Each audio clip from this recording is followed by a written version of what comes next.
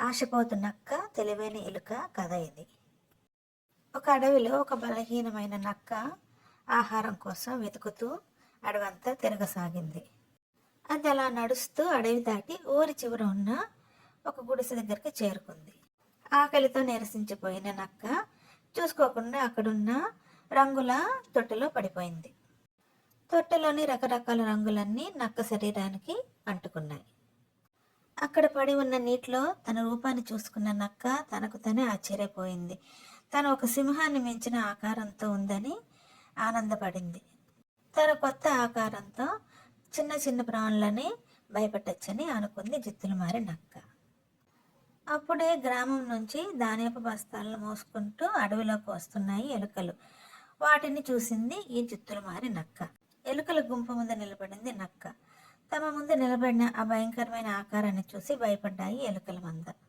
నక్క లోపలే సంతోషిస్తూ ఎలుకలతో అంది, నేనే ఈ అడవికి రాజుని. రోజుకి నాకొక ఎలుక ఆహారంగా నా గుహ దగ్గరికి రావాలి, లేకపోతే అన్నిటినీ ఒకేసారి తినేస్తాను అని బెదిరించింది నక్క ఎలుకలతో. ఆ రోజు నుంచి ఎలుకలన్నీ భయపడి రోజుకొక ఎలుక చొప్పున నక్కకి ఆహారంగా వెళ్ళసాగాయి. ఎలుకల గుంపులో ఒక చిట్టెలుక ఉండేది. అది చాలా తెలివైనది. దానికి ఎందుకో వింత ఆకారంలో ఉన్న నక్కను చూడగానే అనుమానం వచ్చింది. అనుమానంతో అది నక్క గుహ దగ్గరికి వెళ్ళింది.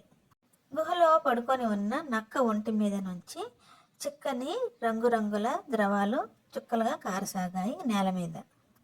చిట్టెలుకకు ఇంకా అనుమానం ఎక్కువైంది. నక్క అప్పుడే లేచి ఎలుకను చూసి ఎందుకు ఇలా వచ్చావు అని అడిగింది. చిట్టెలుక నక్కతో, మేము ఉత్సవాలు జరుపుకుంటున్నాము, మిమ్మల్ని ఆహ్వానించడానికి వచ్చానని చెప్పి నక్కని పిలిచింది చిట్టెలుక.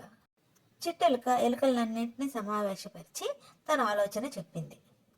చిట్టెలుక తెలివితేటల ముందు నుంచి తెలిసిన ఎలుకల మందంతా చిట్టెలుక మాటలు నమ్మాయి. పథకం ప్రకారము నక్క గుహ నుంచి బయటికి రాగానే ఎలుకలన్నీ కలిసి నక్క మీద పడి కొరకసాగాయి. ఎలుకలన్నీ తరుముతుండగా నక్క పరిగెత్తుకుంటూ వెళ్ళి అక్కడున్న నదిలో దూకింది. వెంటనే దానికి అంటుకున్న రంగు అంతా పోయి నక్క అసలు రూపము బయటపడింది.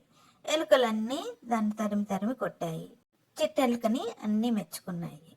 నక్క ఎప్పటిలాగా ఉసూరుమంటూ ఆకలితో అడవిలో తిరగసాగింది.